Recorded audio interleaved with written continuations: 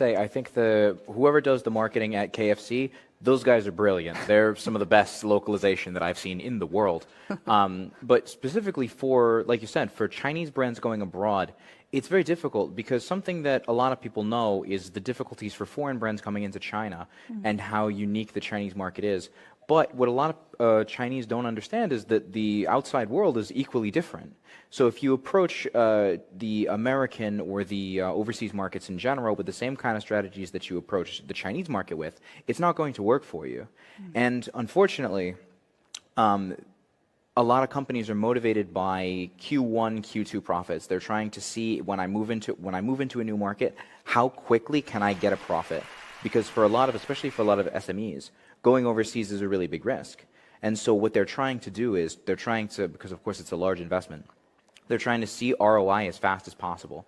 And this, while in certain cases it can work, the majority of the time, going overseas and the localization is a long-term process that you really need to invest a lot of time and energy into doing. What are some of the examples of really, really funny translation of Chinese brand when they try to go overseas? Oh, I mean, there's so many.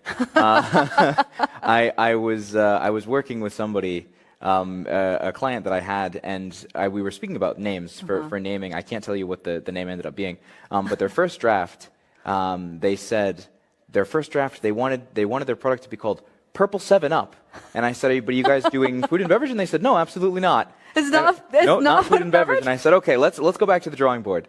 But isn't it another version of 7-Up? Yeah, it wasn't. But this is the kind of thing that happens fairly frequently, just in the same way that you have a lot of foreign companies that will come here and actually choosing names like Coca-Cola and everything. That's an industry in and of itself here in China. Yeah. There's an entire class of Chinese consultants that will specifically help you choose a name.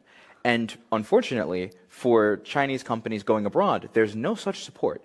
It's very little. It's actually a very new market.